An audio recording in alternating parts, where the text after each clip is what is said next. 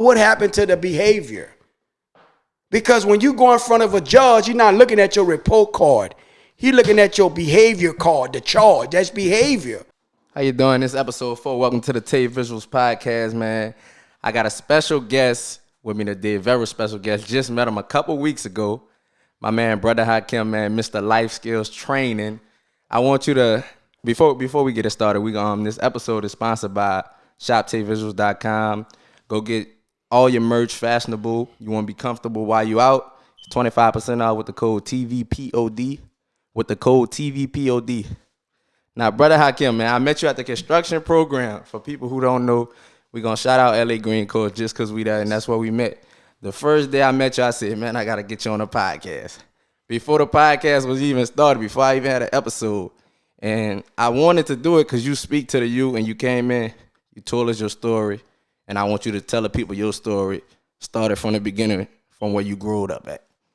Yes, first and foremost, thank you for No problem, man. this You know, platform. Uh-huh. That's very hard to get on the right kind of platform to where you can share your story. spread your knowledge. Yes, because my story is not it's priceless. Mm-hmm. And I'm not here for any egotistical thing or any self-aggrandizement. Mm-hmm. So, I thank the creator for blessing me and then giving you this idea to create a platform like this so everyone can be able to control the narrative that concerning about individuals who have impactful lives. Mm-hmm. So my name is HAKIM Kashif. I grew up, I'm a native of New Orleans, grew up in the Ninth Ward, attended St. Augustine High School, where I graduated from. I'm 7 of 10 children from 2 parents. Big family. Yes. Parents were married probably before my father passed, I think 48 or 49 years. Mm-hmm. So my mother just passed over about a month ago, about to go into 2 months. So may God so be pleased with his soul, pardon me. So growing up in a 2-parent home, is very great, man, because inside of a 2-parent home, that's where you get your cultivation, your value system. Structure. Yes, your structure, your norms, man, seeing an example of what a father looked like, what a man's supposed to be, because you can't get that from a mother perspective. And then, my parents was born in the early 1930s. So it was a different economy. Old school. Yes, man, a different state of mind. It wasn't like you make children and you flee. My parent, if my father would have came home or my mother would have told us that he ain't coming home no more, we probably would have lost our psyche. But that is not normal. You can't normalize that.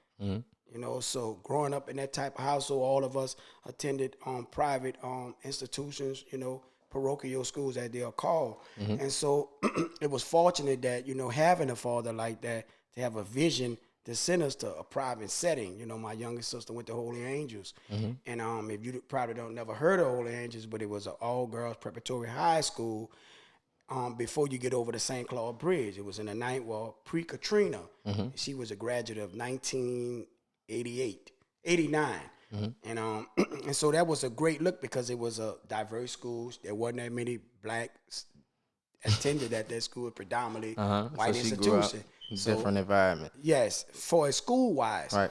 And so was for me, and then graduating from St. Aug, then go on to college, and went to Southern University in Baton Rouge. And so while I'm in college, my grandmother, my mother's side, my mother's mother lived in the desired housing development. I didn't grow up in the project. And that's in the Ninth Ward for people who don't know. Yes, it's in the Ninth Ward. I grew up in the lower Ninth Ward, and we still own our home that I grew up in. It's on Charter Street. For that long. Yes. My parents been owning the house since 71.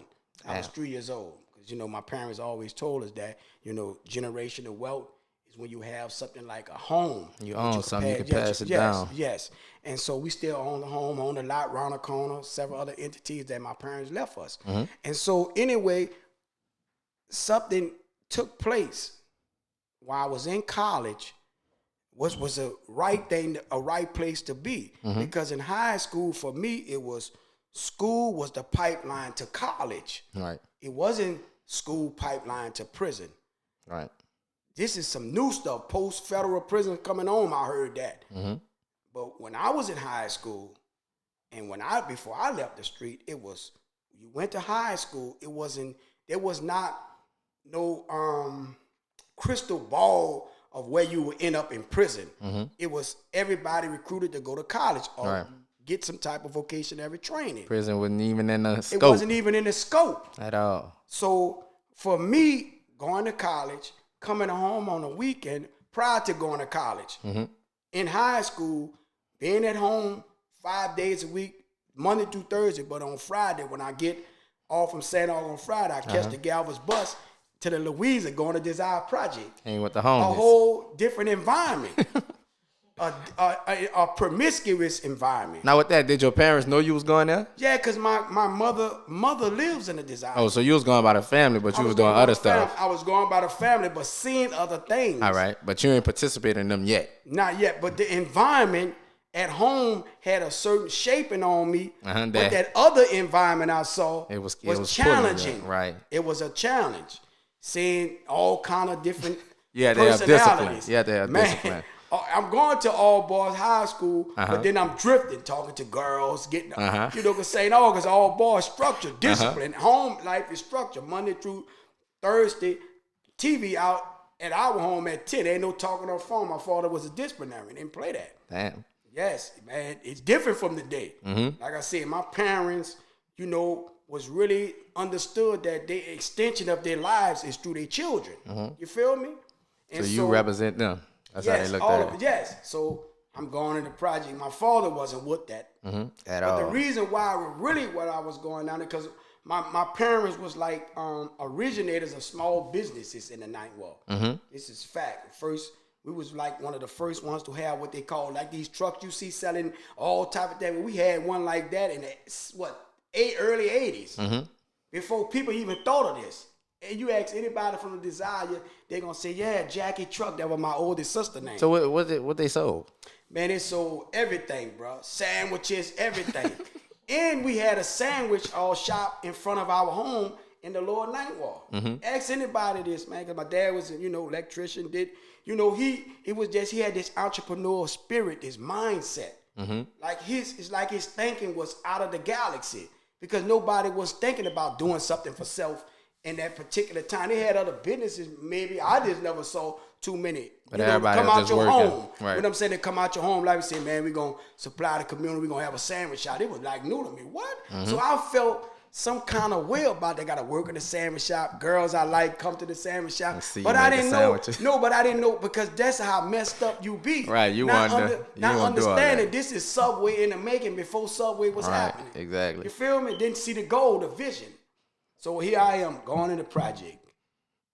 Now days I might have to work the sandwich shop. If I get away, I'm going to the project. Kept going to the project. So there was a guy in the project I used to always pull up, talk. He was an older brother named Wayne Thomas. God bless his soul, he got killed. And we used to call him Pal. And there was a guy who had a great impression in that environment on me. Someone I looked up to in that type of world, whatever world he was into. So I'm going to college. He got the night. I'm trying to make this thing add up, man. I'm going to school. This dude, what is he doing with this? What he got going on? And that curiosity, when you're curious. Right, you want to know, you got to go see. Yes, but this is like my story.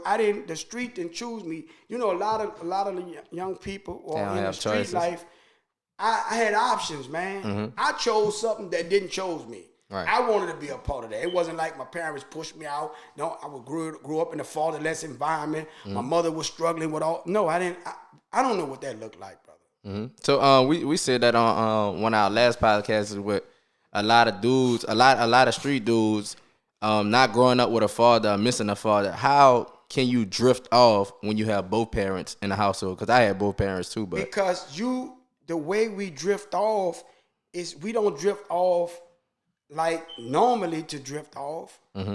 We drift off when we get away from the values of what we was raised in that two-parent home or that strong home family life. Because you do have some strong single mothers. You got grandma. You got some strong family values. And when we get away from the values that guide us in a positive way, we can become influenced by negative or antisocial values, which is negative, by seeing something outside of the environment that we're in, because the environment can shape you. It could be stronger than how you're being raised in your home. So me going back and forth to the project, it left a mental impression on me. Because it was different. I wasn't raised in a project. Mm-hmm. So everything was new to you, right? Yes, I was new. I wouldn't use the word new because we've been having this candy truck back there, but my grandmother been staying there for many years. I went to elementary school in the design project. Mm-hmm. So Robert R. Moulton, it was on Desire Street. I went to summer camps in the design project, teacher brother. Mm-hmm. So it wasn't that the housing development, pardon me, had all the negative entities. No, I'm not saying it because they had some positive role models back there, brother. Mm-hmm. Unlike what we see today. But the brother gave me an impression made me to become curious. Man, what is this guy doing? Now I'm in high school sneaking, smoking weed. Parents don't know nothing about this. San Augustine found I'm getting put out. Because weed was just demonized back then, right? It was, yeah, but I wouldn't use the word demonized. It just was something not part of the values. Mm-hmm. You got to understand, man, it was different values. Everything that has happened to our community, man, it's been a melting pot. It's been by design. Mm-hmm. It's no coincidence, man. There's no coincidence. It's cause and effect. So what you mean by that? Break it down. What I mean by that, just look at it like this. If you ever do any intense research, find out how the ghetto or the housing project developed. Anytime a scientist get ready to do any type of project research, he not only does he he got to test it on rodents. Right. He got to test it to see, can this really work? Mm-hmm. So they had a law when I was in federal prison. One of my Muslim brothers who had helped play a part of my growth and development, he told me there's a law was called law of devolution. Mm-hmm. Not evolution, but devolution. Mm-hmm. So I was like, man, so he made me understand that prior to them building like housing development, they had tried this on rats, rodents, put them in a located area, geographical. One side they fed, the other side they didn't feed. First they fed both sides. Then they start limiting the food to one side, gave it the other side. Then they start getting water to both sides. They limit the water. Then the behavior start to change. The side that was not being fed and not being taken care of, they would challenge the side they had. This is a science project that was done. Mm-hmm. And so to bring it all the way up to speed, what he was showing me that when you go back and study the intense levels of how the ghetto or project was developed, it had to come out of somebody's mind, and in order for them to test their hypotenuse to see if it could be proven, they got to test it on something. Just like with medicine. Mm-hmm. They ain't just going to put it on you first. They go try some type of animal species, right or wrong. Yeah. So you mean to tell me that the individuals who built these geographical locations where they know crime will be high. See, they know if we put less resources there, crime will go up. Yeah. More resources, criminogenic behavior got to be reduced. Mm-hmm. According to Abraham Maslow's, his law. It's simple. The law of survival. Less, more of. When you equate it by, if you want to change criminogenic behavior or behavior that need to be deterrent, you have to find ways to deter the behavior. You don't deter the behavior by more law enforcement. Mm-hmm. You deter the behavior, by more programming. Mm-hmm. Now you say something just not criminogenic behavior. What is that? That is a criminology term that means that behavior that is linked to some criminal level. Mm-hmm. Stealing, robbing, carjacking, criminogenic. Mm-hmm. Drug dealing. That's criminogenic behavior. All right. Now you mentioned you learned where this guy taught you. Yeah, bro. Devolution. Law of devolution. Law of devolution. And so he was explaining to us and those of us, because when you go inside of a federal prison, bro, there are federal prisons inside of 50 states. Now, I'm not talking about no state prison like the Louisiana Department of Correction. I've never been in prison in my life. My only time been in trouble was one time with the feds. I don't know nothing about no state. I went back and been as a guest speaker at state prisons and taught life skills there, but as an inmate, no. Mm-hmm. I went to federal prison, so it's a whole different reality there, which we're going to have to do a Pacific podcast on the criminal justice system, because, in order for us to change, we got to be enlightened. Mm-hmm. we cannot expect enlightenment to come by osmosis, by chance. It's not going to happen. Ain't no books flying down and no changes coming down in the air. So you saying more people, our people need to seek knowledge. Yes. And those who have been invested with knowing got to demonstrate to those who don't know. Mm-hmm. If you know, you owe. It should not be about I know, I got it, you got to get yours. Where that mentality come from? Because that mentality, see, you got to understand, man, this is no generational curse that has happened to us by us doing this. Mm-hmm. This has been by literally design. Programs has been set up to cause us to fail. Education is not what it was. That's why no one can replicate St. Augustine. It can't be duplicated unless you go get the same people that put that in motion. Mm-hmm. The system, it ain't the system. That preparatory school came out somebody's mind to develop something in young black men. How long did you feel, well, how long have you felt that the black community has been drifting? Because you talked about in the construction program back then, they had leaders in the community right next door to you. When you feel it started to change? I think that in the late 80s when crack entered the neighborhood, mm-hmm. Some of our best minds, which is another, demonstrative effort, man, drugs entered the community, brother, and it was all she wrote. And so this tied into the script. Mm-hmm. So I'm seeing Wayne. I'm going to college. Wayne came to my high school. Mm-hmm. I'm in high school graduation. See me being graduated. Mm-hmm. Telling me, saying no to drugs, but all the while, when I'm in college, he giving me drugs. Ironic. Turned me out. Now, I can't blame it on the brother. Right, because if it's in you, it got to come out you. That had to be in me. And so I began to spiral. Whatever happened to me, dear brother, it is no indication that my parents failed me. Right. It's all I did this in the 20s.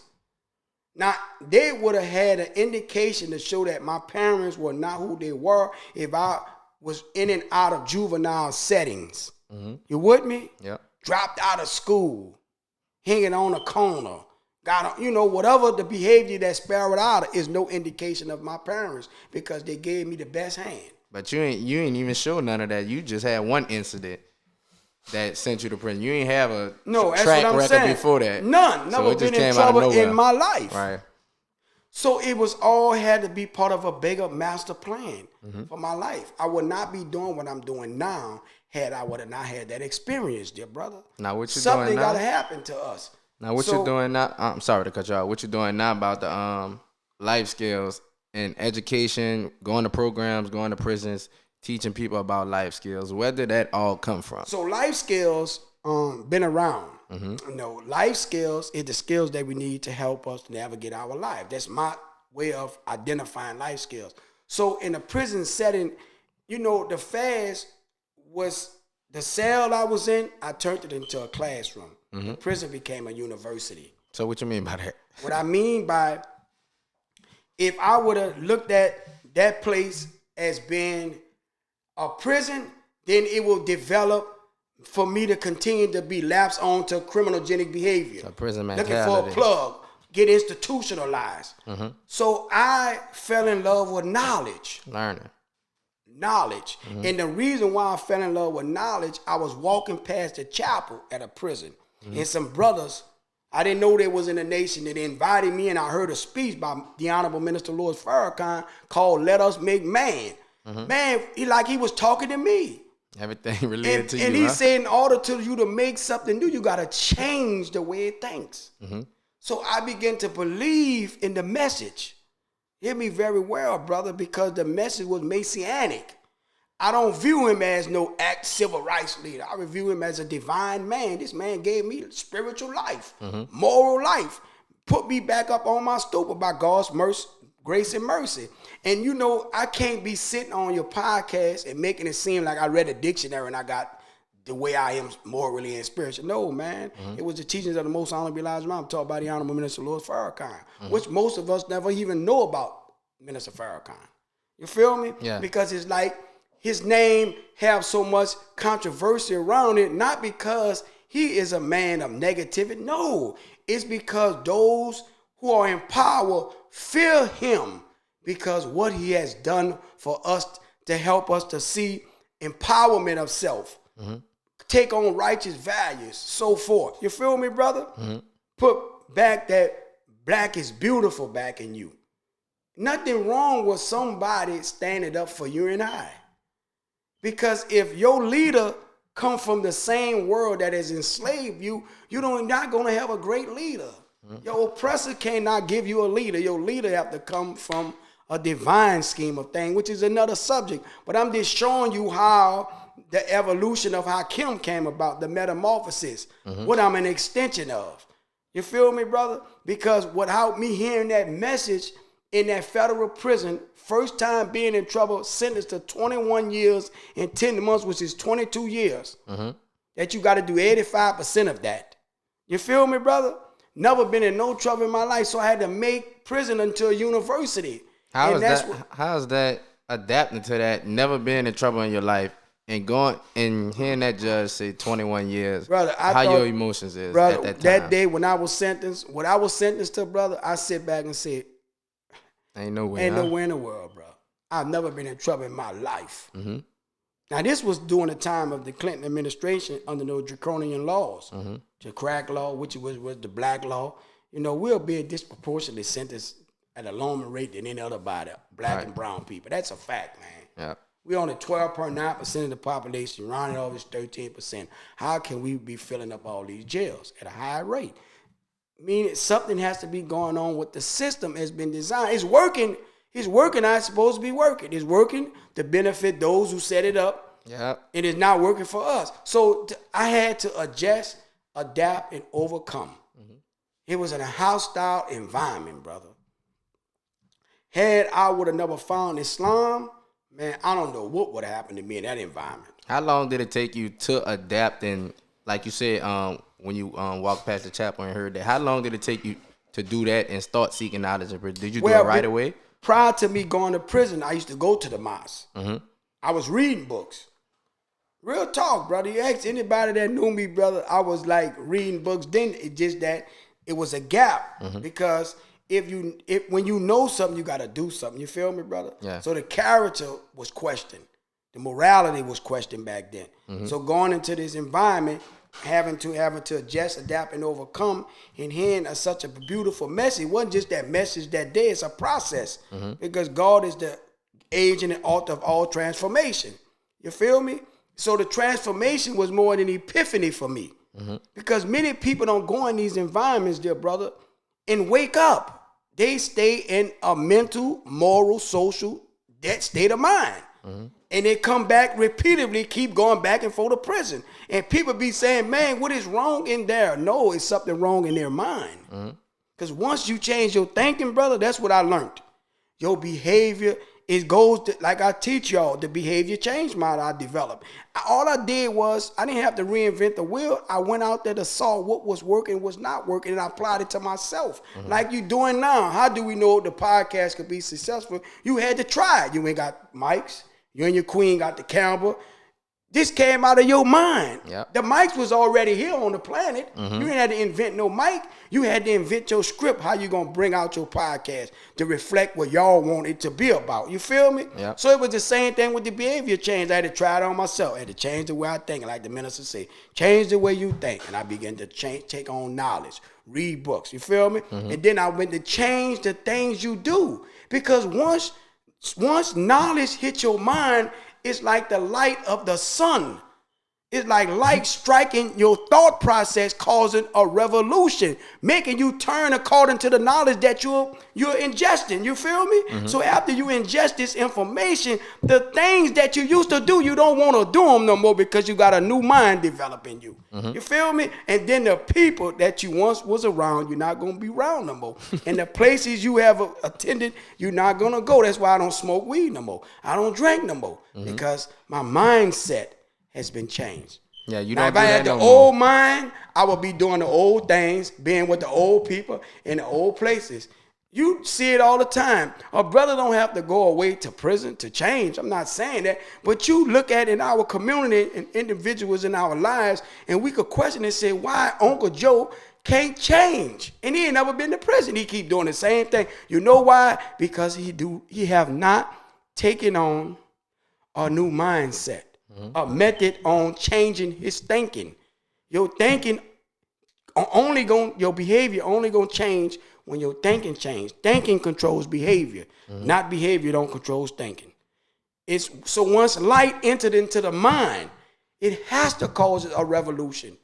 That's what knowledge does to the mind. I didn't say all negative thought process or negative thing. I say knowledge. Knowledge gives one the ability to change any obstacle that is in their path towards being successful. That's what knowledge do for you. And then after you gain knowledge, you got to get wisdom.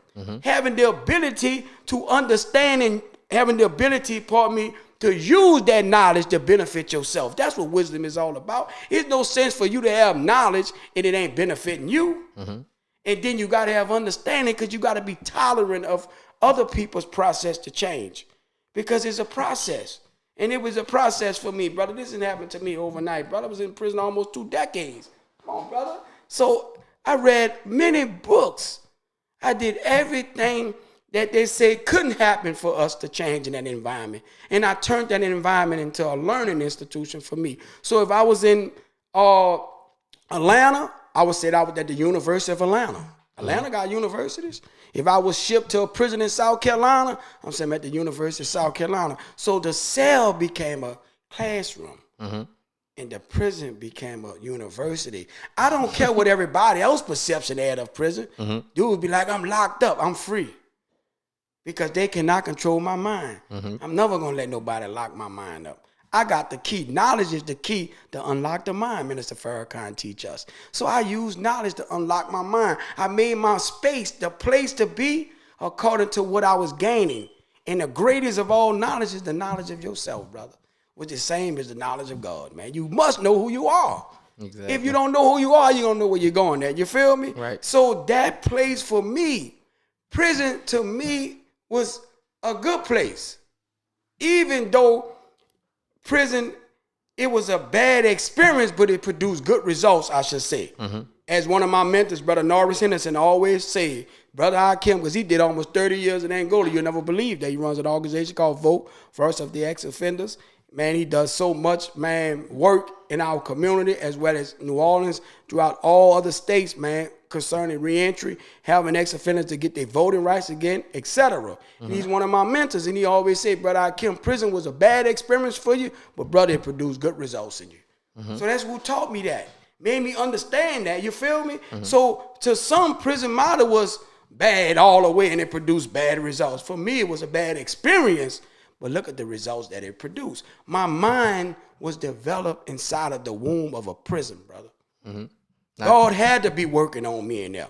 Now, transitioning outside of prison. Post-prison, bro, I began to do everything that I was doing in the prison. Teaching classes, teaching GED. So when I came on, went to the federal halfway house on St. Anthony Street, I began to go to the juvenile center, which was called the Youth Study Center, and teach life skills. How did you get into that? How? I reached out. Just called and kept calling, and the guy knew.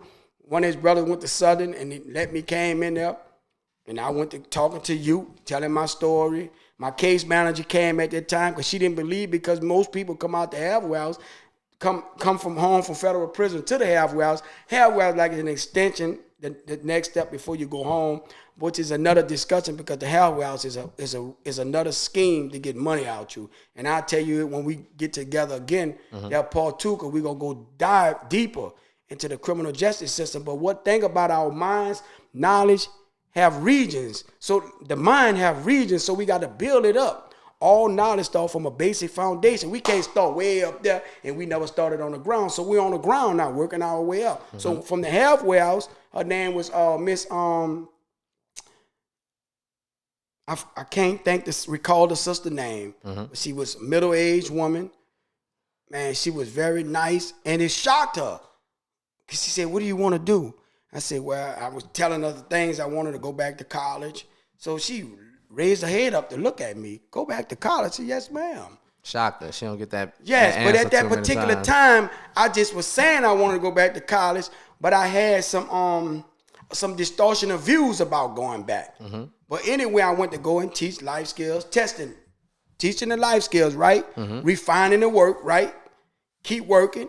And as into the work, I worked with I got out the HAKIM uals. I started working with a brother named Professor Khalil Osai. We call him Professor, but he did 20 years in state prison in Boston. Got his master's. Another brother who became a mentor in life skills to me, teaching me the different techniques. You feel me? Because life skills is all about psychology. Teaching somebody how to think, bro, is serious. How long is that process? Man, you can't put a time. It takes 21 days to break a habit. So once a person begin to believe in themselves again. See, what life skill does, we don't speak as a psychiatrist or clinician or therapist. Our whole position of life skills is to let you get a view of the best you. Only you know. That's why we have an emotional check-in. Because every aspect of our lives, we ignore the greatest thing we have is our mind. Our mind controls the emotions. We check the temperature of wherever environment we're in, our thought process. So as I be going back and forth to the juvenile setting, I realized that it was missing. These young men are continuing to become repeated offenders, will end up in Angola because nobody is teaching them how to think. I knew that when I came home. I said, if they change their thinking, their behavior got to change. Thinking controls behavior. I knew that because it worked on me. What do you believe the ratio of, I guess, the guys who get out of prison and the ratio of who goes back out of 10? If 10 guys get out of prison, how many you think are going back? How many you think are on the straight period? 7 to 8 go back. And what's the other two? On your path? Yeah, on my path. Other two, yeah. Brothers who come home, committed to goals, go back to school, receive training. You have to go back to school. Whether you're gonna get a trade or you're gonna learn how to get your CDL license. Go back to barbering school. You have to have a plan. Something productive. You got to be doing something productive because the cruise to reducing recidivism is having a proper reentry program. And as Brother Norris made me understand, everybody have a different reentry. Your reentry is about your support system. I had an extraordinary support system. Family was waiting on me when I returned. You feel me? So when I going in the juvenile setting, then I end up in the schools. Now I'm leave the juvenile setting. Now I got a job in the school setting as an interventionist, working with young people who keep getting put out of in class, going to detention. Behavior continue to be sparing. Knowing that the school, I'm seeing up close that why the school is it could become a pipeline to prison. Because when you knowing that somebody have a behavior problem, bless you, right there, brother, and you do not have the right resources in place with the right type of program in place, what resources, you will not deter that behavior. You just putting a Band-Aid on them when you bring them to detention, and then you suspend them, and then the next thing you know, you expose them, put them out. Where you put them back in the streets, where they end up in prison. You failed that person because you went to school and you didn't go to school for behavior change because they don't teach that in college. Most of the people in schools didn't go to school, man, for no life skills. You can't get no degree in life skills, brother. And if life skills was mandatory in school, saying, oh, we had life skills. All the teachers majority of the teachers at St. Augustine looking like me, not just that they looked like me, they was able to talk about how to deterrent behavior. That's why you never heard that saying, oh, dude ran over there, shot up everybody, found 2 guns. We ain't got no metal detectors over there. Never had one since 55, since the school was open. Never had a metal detector. We don't have a police in front there. That's like a prison setting. Everybody wearing this, you know what I'm saying? Different uniforms now. And when I went to St. O, we was wearing tie and blazer, slacks. It's new. It ain't just the clothes. It's the mindset that was over there. And so me seeing that in the school, brother, and I was understanding school to prison pipeline. I was peeping that out, that there was a correlation because you were setting these schools up like baby prisons. You were making alternative schools. You had people that was running these schools, run direct or charter schools, who I don't know what type of training that they received, because you knew you had a behavior problem, but you were so much interested in IEPs. You were so much interested in trying to prescribe drugs for them through the social workers so that they can go see a psychiatrist. And so all of our young children, pre-Katrina, listen, bro, pre-Katrina, they wasn't taking no psychotropic drugs. Post-Katrina is out of control. Everybody was on Adderall, Percocet, what the doctor gave them. Yep. And so what are the side effects of that? You see it today, call breaking and all that kind of stuff. Because we don't understand the social dynamics, how you have affected these children's minds. And then you put them in an environment that is not nourished and cultivated. You don't have, in school, you got 3 strikes, you're out. Look, detention, suspension, and expulsion. That's 3 strikes. Yep. You're out, just like when you go to jail. And we don't have nothing in place behavior-wise to address that, and life skills training camp addresses that, because it's life skills is all about redesigning how we think. And after we redesign how we think, then we could redefine what success look like to us. Because we have a design way of thinking. You could pull up right now, as my good friend Oliver always say, you could pull up at McDonald's, then we get 2 all beef patty on the sesame. You know, everybody know it. We get a number 3. It's like it's programmed. We get a number 2 with fries. The people already know. You feel me? Right or wrong, is that the truth? Right. So that's what I'm saying. We have to be the one that control the education, and we got to have a life skills program set in the school. It should be mandatory. You go to a life skill training camp before you even start going to these academia courses, because there's people in federal prison and state prison who could read and write, but what happened to the behavior? Because when you go in front of a judge, you're not looking at your report card. He's looking at your behavior card, the charge. That's behavior. And if we change the thinking, the behavior got to change, brother. This is a proven fact. And so that's what the life skills training camp is all about. When a football player leave college early, or he get drafted, or he stay all 4 years, and he get drafted by a professional football team, they have a training camp for him. And the training camp specifically look like changing their thinking to understand this culture. This ain't college no more, baby. This ain't, you ain't running around no more. We gonna mandate you. Right. And if you had any behavior problems in college, it gonna mess up your draft picks. Yep. Where you be selected in the draft. You're gonna drop. So what about if we had a life skill training camp? Peep this out, brother. In college, a life skill training camp for athletes.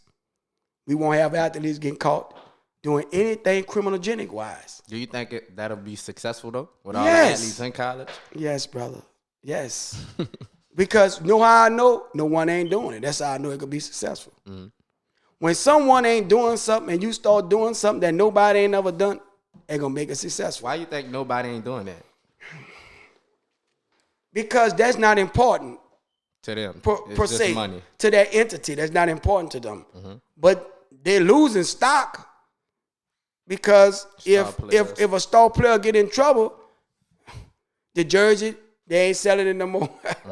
You feel me? So you got to invest in the student, man. That's why the University of Alabama, Nick Saban, have something so great going there.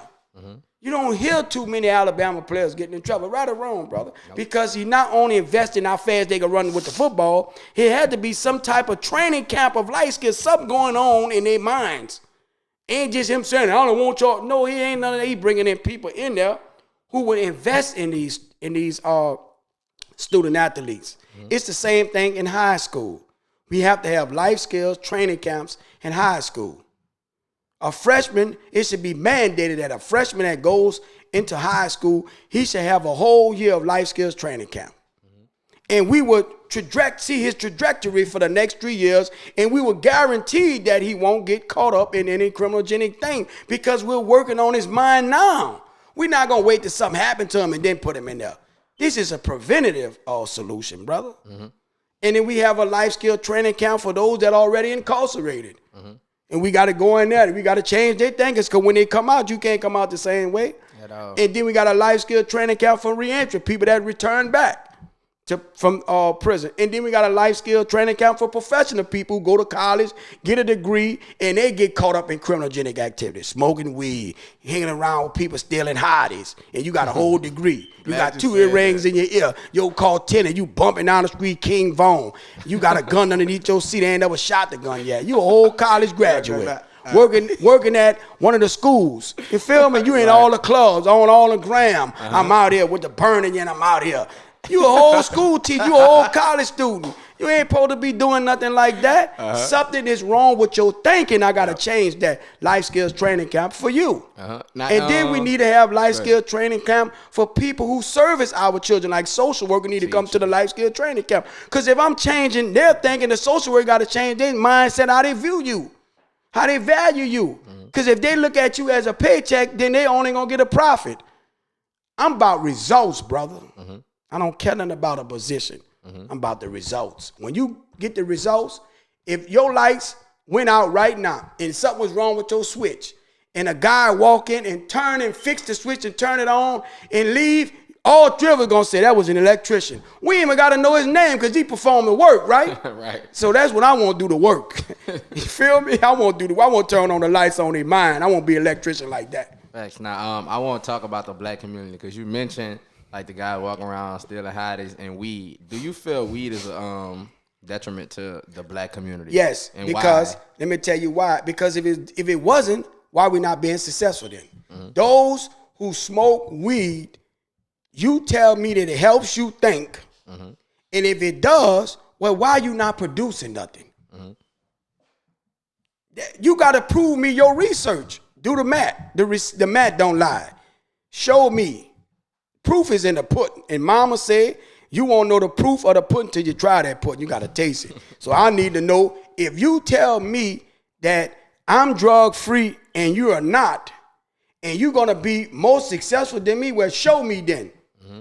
Show me then. Is because the weed I know different now than it was back then? Man, yes, indeed. It's chemically poison right now, man. It's totally different, man. That loud. Y'all calling it loud. It really is loud. And it laced with all kind of chemicals. You not in the lab, brother. You ain't no grower. You don't know what they spraying that down with. Come on, man. We got to think. If it's not what it is, then why majority of the youth who do smoke it, addicted. Not only they become addicted to it, look at their life. Look at them. Look at them. If we did a survey of everybody who honestly about where they at in their life, because you have to be honest and forthright where you at. And I'm not passing no judgment because I look beyond the faults. I see the need, brother. Yep. I don't focus on where his pants pull up if he's smoking loud. If I change his thinking, he gonna pull his pants up and he gonna stop smoking the loud because now he in control of his thought process. When you control your thinking, you can control your behavior. Your thinking teaches you what to say, what to do, how to respond, how you gonna deal with things in life. Because drugs cannot be a way to escape. You're not gonna escape nothing. If your phone bill ain't paid before you smoke that good loud, it ain't gonna get paid when you smoke it after you finish. Right. It ain't. So we're gonna do these we're gonna do these things and we say we only smoke because it's recreational, pardon me. Then prove to me in your thinking and behavior that you're different from everybody else. And you got controlled those fiends who go to work every day, smoke, and you look at the success of their life because we're caught up in a culture of hip hop, brother. Music. And musical individuals who have do rap music, they are greater than a preacher. They got following. Man, Drake might have about 4-5 million followers. Man, TD Jakes ain't got that many people following him. I'm just saying more than that. You see, so his message, so if they raise up the message and put knowledge in the message, this thing if Rick Ross made a song saying, look, young brothers, I'm drug free, or Lil Wayne make a song about he ain't drinking syrup no more. Man, to whom much is given, much is required of us, man. And I'm not putting them brothers down because those brothers are giants. They have the ability to touch us greater than any powerful message any preacher or minister could ever produce because they can reach millions through their music. You feel me, brother? Ain't no pastor speaking to no 100 million. Drake speaking to everybody all over the planet. Man, when he dropped Hotline, everybody was singing that. Kiki. Now, the other one, I'm in my feelings, everybody. You got a little dance and everything to it, you feel me? Yep. So there's the power of the music, bro. But the music cannot be draconian. It cannot be demonized, man. We can't have behaviors that show us that we're dead. Disrespecting of women. Man, all that got to change the culture of that. Because when you look at the inception of this type of music with the poor-righteous teachers, the poets, when they was doing the rap early in the day, then you got to look at Grandmaster Flash, Dougie Fresh, man, look at Will Smith sold millions without cursing. Will ain't never said, I'm going to kick the door down and add 2 guns. Man, Will don't rap like L Cool J, you feel me? Look how the music, look how the music has totally changed, man, into what they call gangster rap, brother. And I'm not taking nothing against the rappers. I'm just only saying if we making music, let's raise the level of the message up so it can reach our young giants in the streets, young giants in the school, so we could dust off that genie bottle so the genie could come out. You feel me, brother? Yes. Because we can't keep blaming things on something outside of us. There are social dynamics that put us in certain conditions, but brother, we can't use this as an excuse to say the reason why the brother's breaking in the car because his father wasn't there. Well, man, we needed that. Somebody in the community should have been a father-like figure to him. You have people in the community that saw the young man before he became into breaking in the car. They saw his behavior sparing out. So you know what their mindset was? Man, I ain't about to tell him nothing. But just think about it. Mr. Joe saw 4 little boys that he knew growing up. They stayed across the street. And Mr. Joe saw 2 of them on the corner one night smoking weed. He pulled his truck over and said, hey, man, how y'all doing? Hey, oh, Mr. Joe, how you doing?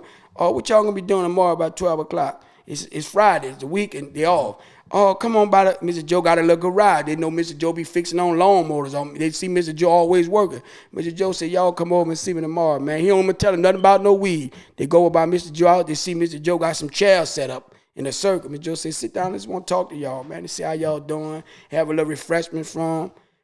That's going to be different to them. Yep. Because everybody keeps saying, I don't talk to them young dudes. Get away from my car with all that. Don't come in my house, man, like I'm going to put you out. I'm going to call the police on you. You're going to be just like your daddy. You ain't going to be nothing. So when he don't be nothing, they say you told him he wasn't going to be nothing. But see, Mr. Joe showing him another way. Hey, y'all sit down. Every week, Saturday, we're going to meet. Put this in your pocket. Give all them $25. Damn, it's for us, Mr. Joe. That is for y'all that need y'all from Monday to Friday now. I don't see nobody on the corner. I see y'all trying to do the right thing because I taught y'all something today. We talking about life skills. I want to know what y'all thinking, why y'all doing what you're doing, find ways to help you. Before you know it, Mr. Joe will be developing something in them. And their thinking will begin to change at a protracted period of time. And as the mindset begin to change, and being inserted with new ideas from Mr. Joe giving his life an example. And being there for them as a father figure. And not taking advantage of them. Not trying to get at their mama because Mr. Joe know their mama young and she fine. Mr. Joe middle-aged man. No, Mr. Joe see a need in these young boys. Sons to me. And every day their mama come out before she go to work and she look over there and that garage light on. She know they by Mr. Joe.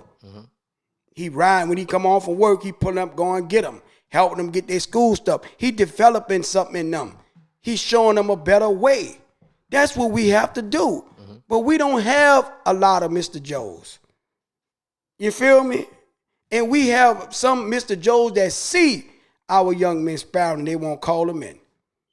And if we had that set up in the community, brother, a lot of the criminogenic behavior will be reduced.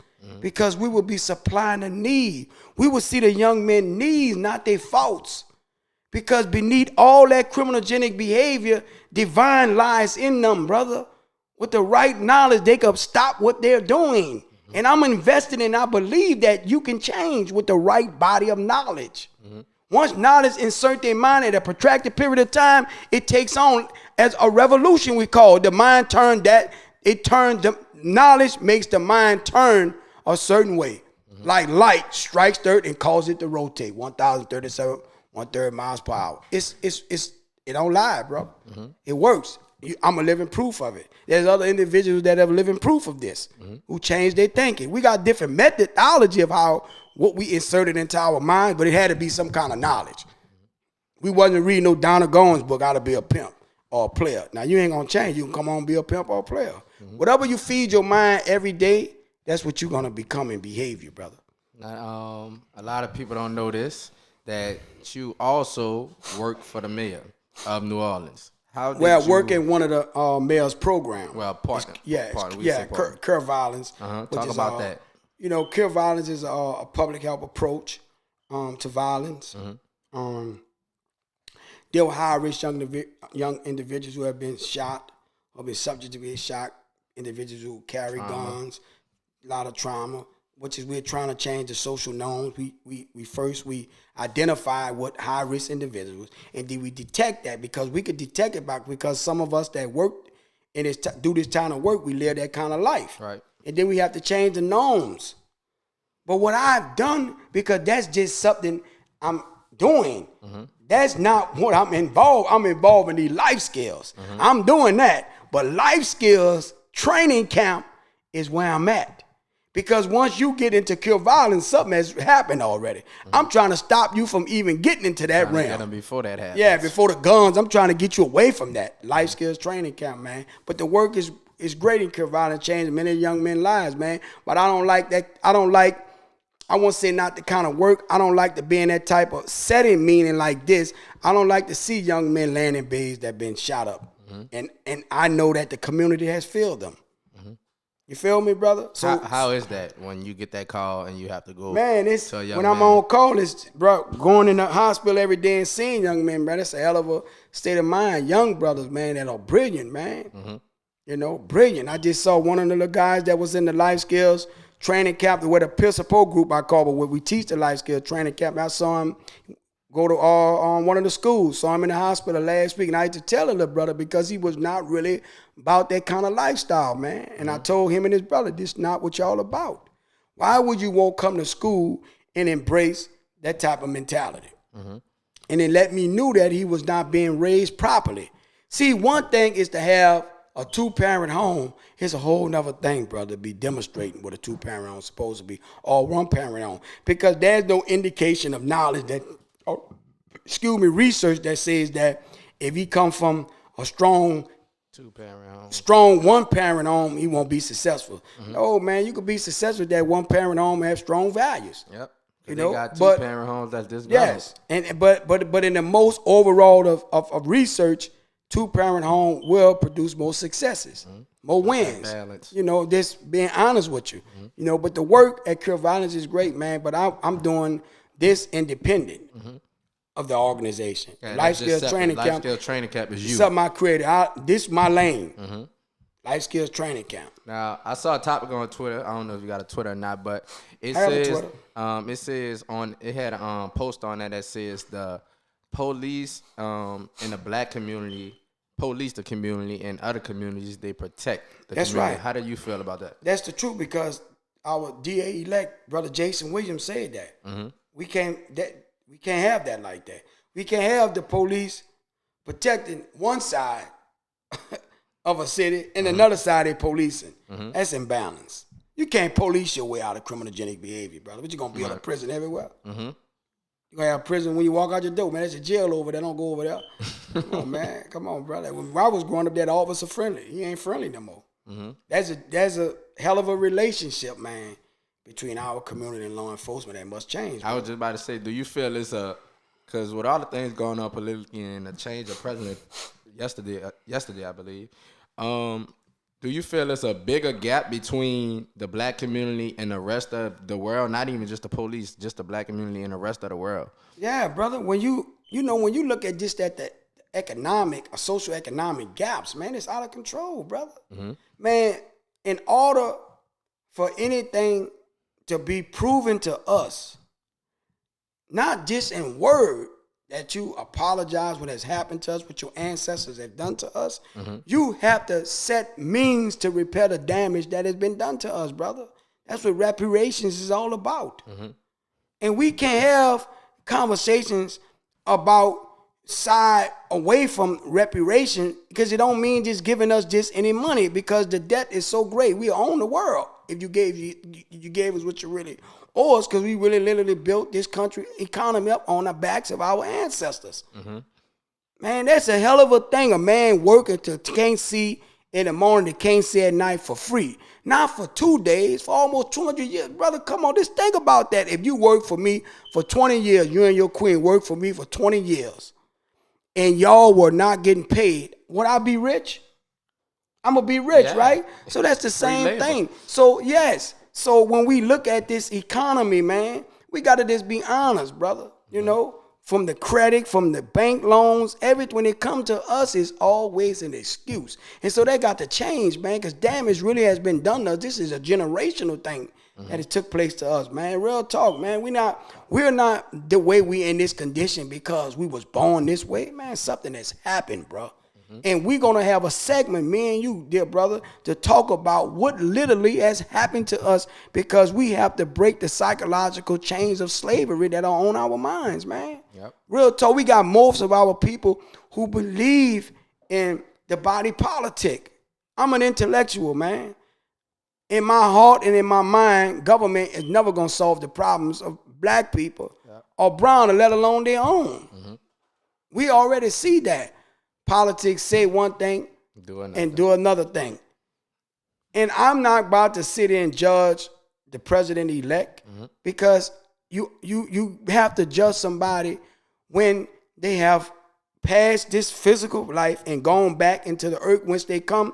Then we could adequately judge them. But when somebody is waking up every day, as my teacher made me understand, then you can't adequately judge them, because they're still writing their testament. And so he is doing. So we got to see the intentions are good. We just have to see and wait the results. But in the meantime, we not sitting around wait. We got to unify and organize and mobilize our community and teach them. This is why everything that I've learned, brother, I'm sharing it.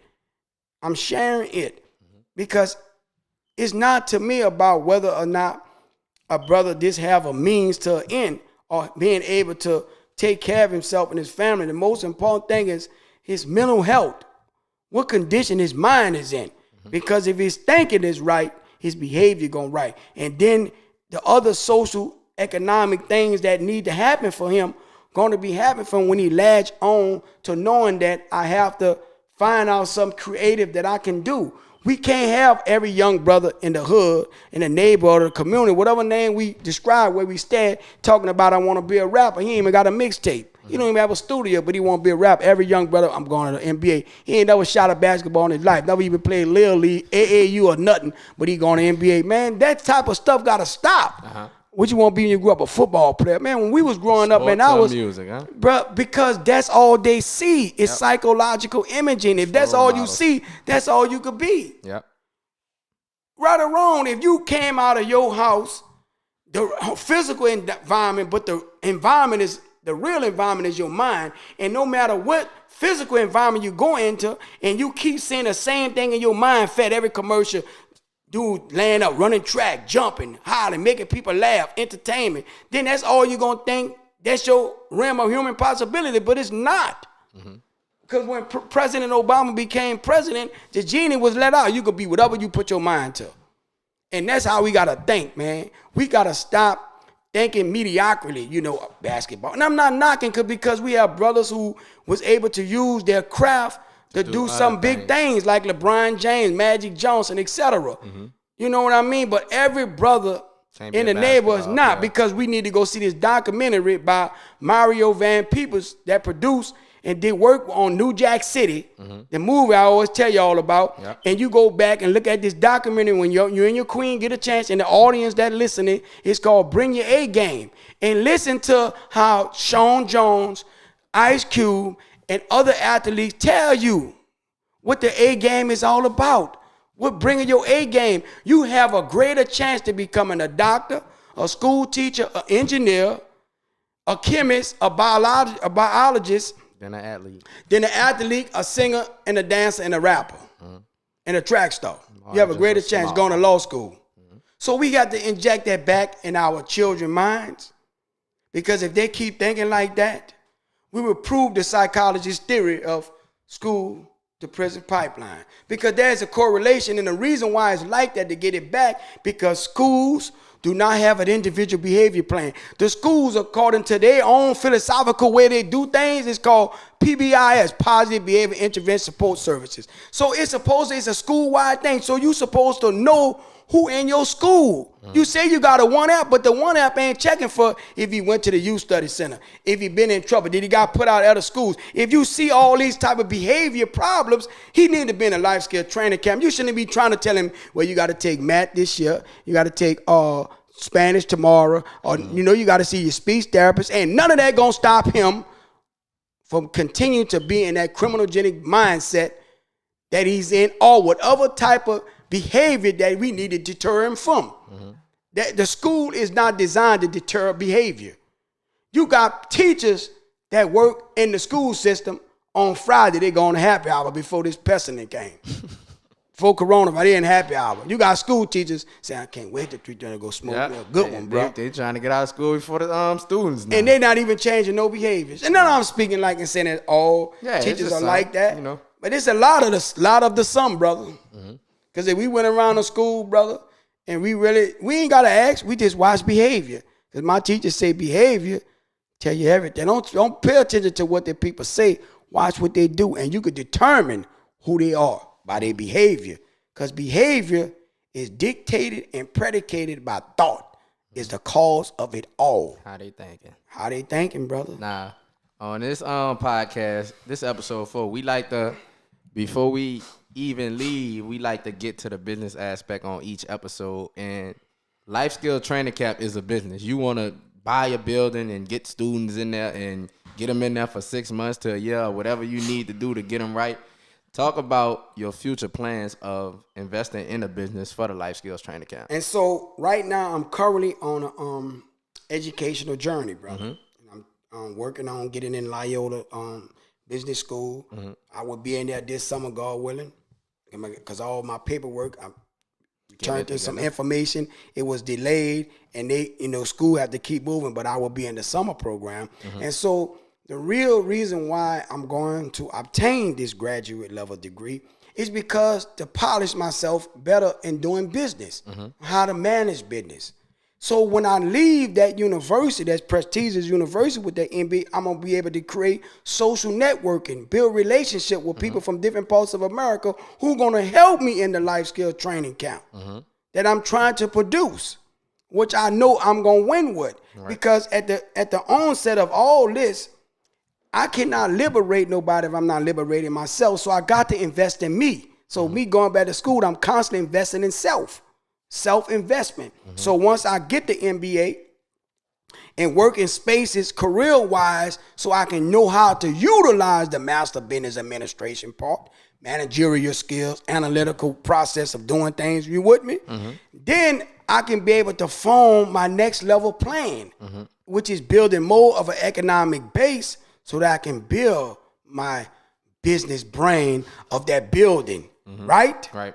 To where I can totally invest in young people, turn the rough into the diamond it really is.